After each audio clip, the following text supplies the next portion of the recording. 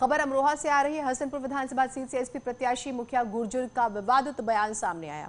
भीड़ को संबोधित करते हुए एसपी प्रत्याशी मुखिया गुर्जर कह रहे हैं कि मौजूदा विधायक की भ्रष्टाचार से कमाई दौलत लूट कर बांटूंगा। मुखिया गुर्जर प्रशासन को भी चेतावनी दे रहे हैं।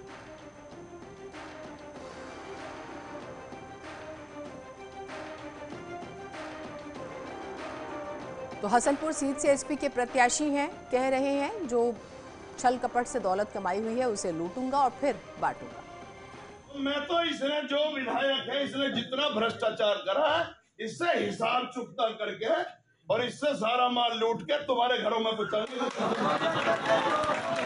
इस बात के लिए डरना चाहता हूँ।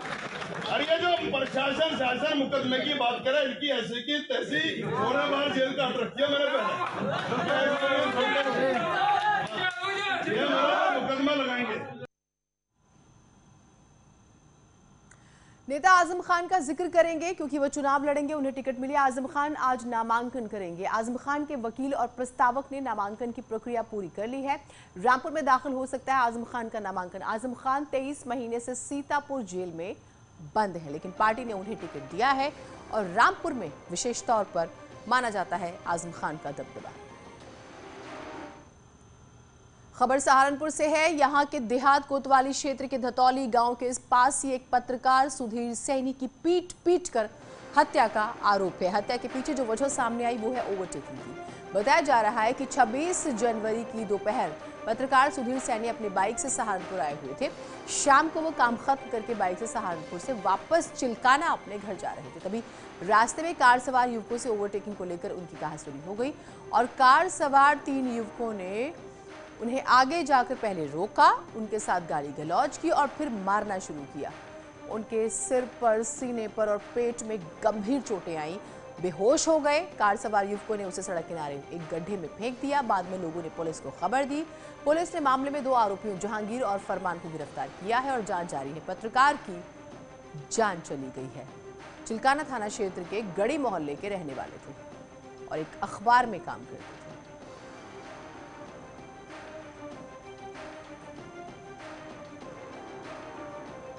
और हमारे साथ हमारे सहयोगी देवेश त्यागी जुड़े हुए हैं। देवेश, हमने ये पूरा मामला बताया, अब सवाल ये है कि क्या कार्रवाई हुई है अभी तक इस पूरे मामले में?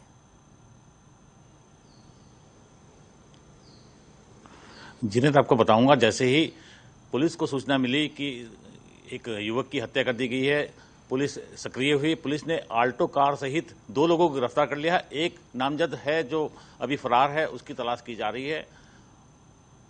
जी, जिस प्रकार की घटना ये हुई है, यह घटना एक बहुत ही निंदनीय घटना है। जिस प्रकार से एक ओवरटेकिंग को लेकर, एक मामूली बात को लेकर जो जिस प्रकार से हत्या कर दी गई, 3 लोगों ने मिलकर रोड रेज अगर हम समझे या ओवरटेकिंग समझे, हम शहरों में तो बहुत ज्यादा सुनते थे, यहाँ पर तो अपने आप में बहुत हैरान करता है। पूरा घटनाक्रम कैसे घटित हुआ ये भी एक बार हमारे दर्शकों को बताइएगा। और क्या किसी ने देखा जिसने तहरीर दी, क्योंकि वो इतने ज्यादा जख्मी हो गए थे कि बाद में दम तोड़ दिया?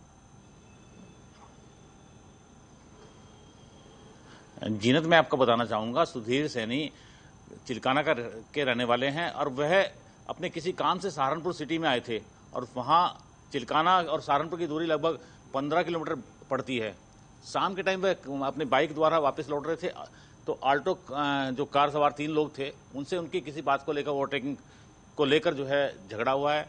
झगड़ा होने के बाद उसको उन तीनों लोगों ने पूरी तरह मारा पीटा है, जिसमें उनके सिर में, पेट में गंभीर चोटें आई। उसके जैसे ही वो बेहोश हुए, बेहोश होने के बाद उसको एक सड़क के किनारे गड्ढा था पानी का, उसमें फेंक दिया गया।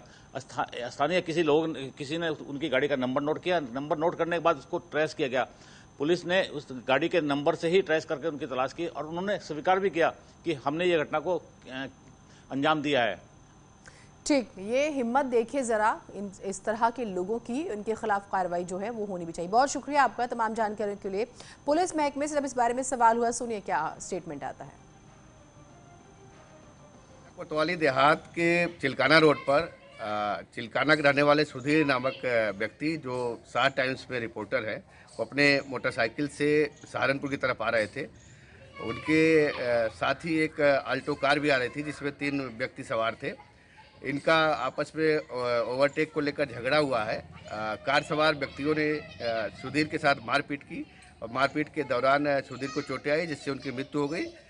कार सवार वहां से फरार हो गए। प्रत्यक्षदर्शियों ने कार का नंबर बताया, जिसके आधार पर उसकी पहचान करते हुए कार सहित 2 अभियुक्तों को गिरफ्तार कर लिया गया है।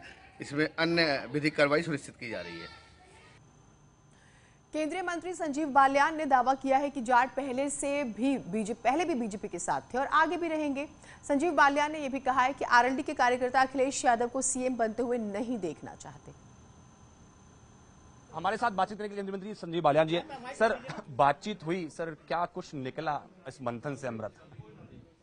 अमृत यही निकला है कि मुझे पूरी उम्मीद है कि पश्चिम उत्तर प्रदेश विशेष रूप से भाजपा को और बड़ी लीड देगा पहले की तरह, और भारतीय जनता पार्टी की सरकार प्रदेश में बनेगी। एक बात थी कि लखनऊ से दूरी है लेकिन दिल्ली करीब है, और उन्होंने कहा कई सारी आपकी बातें थी जो लखनऊ में सुनवाई नहीं होती थी कई सारे जाट नेताओं की, तो क्या उसको लेकर अब आगे कोई आश्वासन दिया गया? यार सारी बात नहीं बताया करते ना अंदर मीटिंग की। सर, जयंत चौधरी को लेकर भी चर्चा हुई कि उन्होंने, गृहमंत्री ने कहा कि गलत घर में है जयंत चौधरी, तो क्या भविष्य की क्या संभावनाएं इसमें दिखती हैं? उनकी पार्टी के किसी भी कार्यकर्ता से पूछे, दिल पर हाथ रख के कहे कि अखिलेश यादव को मुख्यमंत्री बनवाना है नहीं बनवाना, 100% उनकी पार्टी के कार्यकर्ता भी मना करेंगे, नहीं अखिलेश नहीं चाहिए। वही बात उन्होंने कही है। सर, क्या कुछ सर फाइनल, अब क्या अब जाट अब नाराजगी दूर हो गई है? भाई हमने तो अपनी तरफ से प्रयास किया, बाकी उनका निर्णय। धन्यवाद हमसे बात करने के लिए। कैमरा पर्सन जैसे प्रति 7 पवन गवर्नर के टीम दिल्ली। चलिए एक छोटा सा ब्रेक ले रहे हैं, कहीं मत जाइएगा।